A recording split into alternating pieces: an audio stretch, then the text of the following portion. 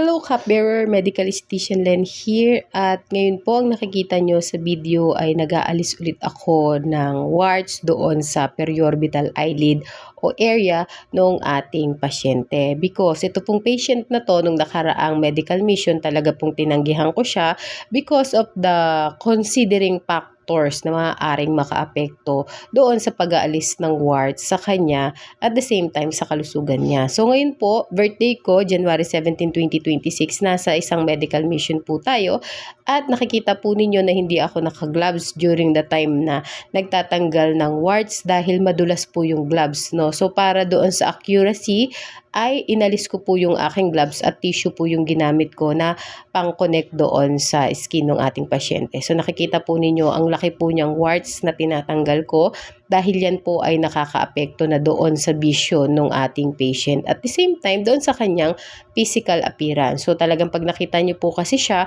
ang una niyo makikita is yan pong warts na nandun sa kanyang periorbital area. Malapit po sa mata, nakukuskus niya at syempre po dahil po virus ang warts, malaki po ang risk factor na maka-infect po doon sa kanyang paningin at sa kanyang mata. So, kailangan talaga pong malinis yung kamay bago po humawak ng patient. So, dahil nga po yung kanyang skin din ay sagna, kapag po gloves ang ginamit ko, talaga pong mahihirapan ako at maaari pong masaktan yung ating patient. That's why we have to be resourceful also kung paano yan magagawa. No? So matagal yung pagbabad ko ng anesthesia sa kanyang warts, sa kanyang mukha para masigurado natin na hindi siya masasaktan during the time na nag-aalis po ako ng warts doon sa kanyang periorbital area. Pero dahil painless lang po yan, hindi po talaga totaling wala pong sakit. Meron at merong nararamdaman ng patient pero bearable. At dito po talaga pong natagalan ako. Pero kahit matagal, yan po yung inuna ko dahil kapag kaya ng patient na tiisin yung kanyang mararamdaman dyan sa ganyang kalaki, madali na po yung maliliit na area. And from time to time, talaga pong medyo masakit yung nararamdaman niya dun sa ibang area dahil nawala na po yung epekto ng anesthesia. No? So, pero kung maliliit lang naman, kaya naman po yun ng ating patient.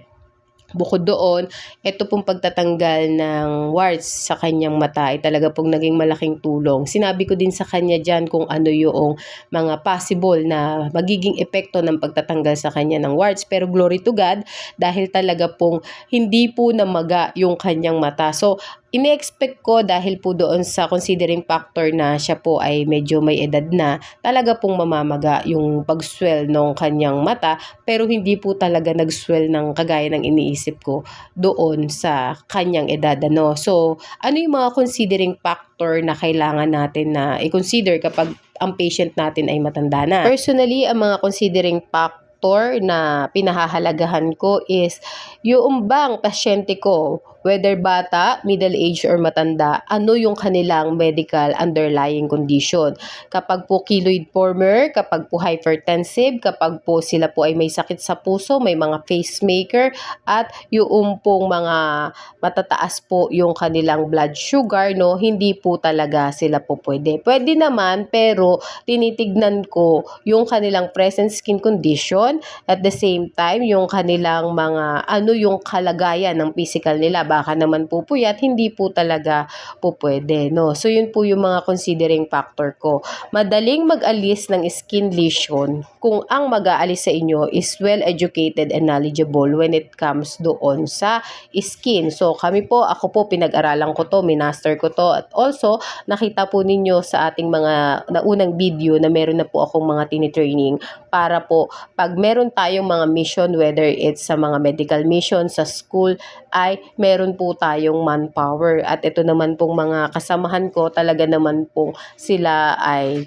kampante ako dahil ako ang nagtuturo sa kanila. So pagdating po sa skin evaluation, bago po sila humawak ng tao, bago nila hawakan ng mukha, ako po ang nag-skin evaluation. Nakita po yan ng mga taga-church, nakita po yan noong ating mga kasamahan sa mission. Ano? So dito po makikita po ninyo na dire-diretso na po yung pagtatanggal ko ng warts doon sa ating pasyente because naipaliwanag ko na po ang dapat nilang malaman before, during, and after at sa lahat po yan ng pasyente dahil meron po akong evaluation and orientation. So, bago pa po kami pumunta sa medical mission, well-trained na po ang aking mga kaibigan at na-orient ko na din sila kung ano yung mga dapat nilang i-expect. Pagdating po sa pasyente, bago sila hawakan ng ating mga staff, na-orient ko na din po sila. Ipinaliwanag ko sa kanila kung bakit hindi ako ang mag-handle sa kanila, ano yung kanilang skin condition, ano yung kailangan ng kanilang balat. So again, balik po tayo dito sa ating pasyente. Kaya dire-diretso na yan dahil natanggal ko na po yung malalaking warts na major problem ng ating patient, which is the periorbital area, especially on periorbital eyelid. Ibig sabihin po ng periorbital, yung pong lubog or buta sa ating bungo na pinaglalagyan ng ating mata at nung ating eye bags, eyelid, yung ating mga kilay. So, yun po ang isa sa pinaka-critical when it comes to warts removal on face area.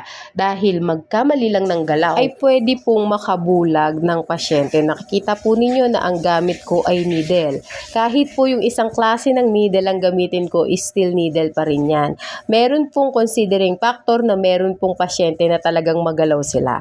Kaya dapat bago yan humiga, bago mo hawakan ng mukha niyan, sabihin mo na hindi po kayo pwedeng gumalaw at kung gagalaw man po kayo or babaling ang tingin ninyo or ang inyong mukha sa ibang direksyon, bago po gumalaw, pakisabi po sa akin. At dapat meron ding positioning ang tamang paghawak sa ulo ng pasyente para kung sakaling gumalaw man sila, ang may control, ikaw na gumagawa.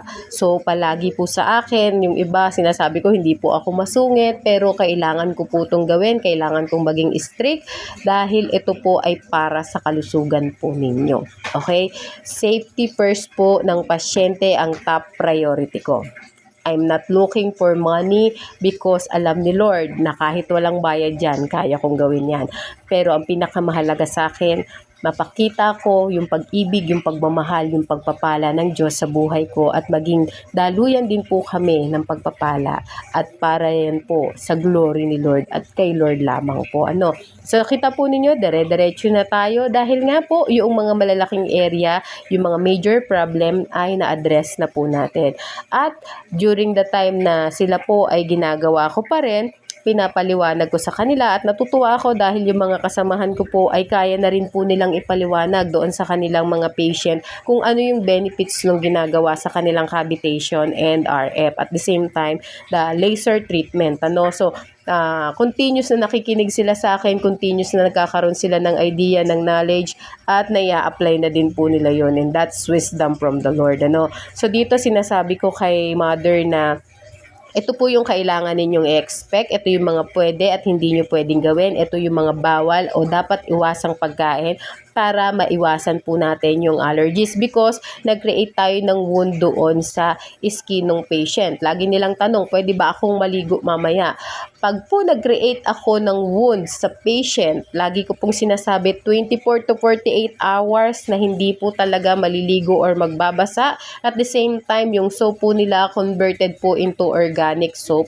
Hindi na po yung mga harsh chemical yung kailangan ng kanilang balat at ng kanilang skin.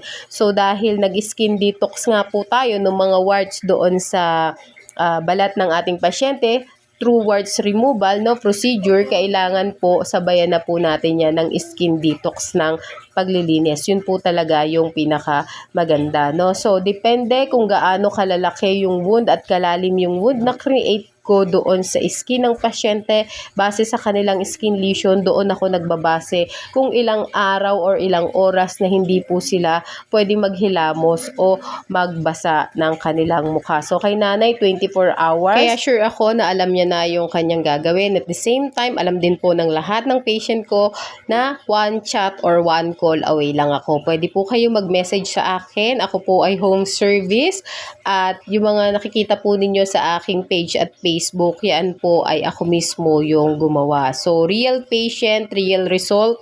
Kaya po kung gusto po ninyo na magpa-treatment, magsabi lang po kayo through text o kaya naman po ay dito sa aking messenger para po may schedule natin yung inyong schedule. So, yung mga medical missions po namin ay naka-line up na. Bukod pa po yan doon sa mga school activity at doon po sa mga iba pang school na inooperan ko po kung gusto po nila ng ganitong service, yun po ay libre. Syempre meron po tayong connection sa kanilang mga eskwelahan. At the same time, yung mga kaibigan ko po talaga pong natutuwa talaga ako at gusto kong samantalahin yung panahon para upang makapagpasalamat po sa Diyos sa buhay ng mga kaibigan kong ito at nabigyan po natin sila ng skill na kanila rin po magagamit in the near future. At syempre, tayo po ay makapaglilingkod sa Panginoon sa pamamagitan po ng pag-share ng Word of God sa mga medical mission po na pinupuntahan natin or even po sa bawat oras or araw na nakakasalamuha tayo ng ibang tao. Mabigyan lang natin sila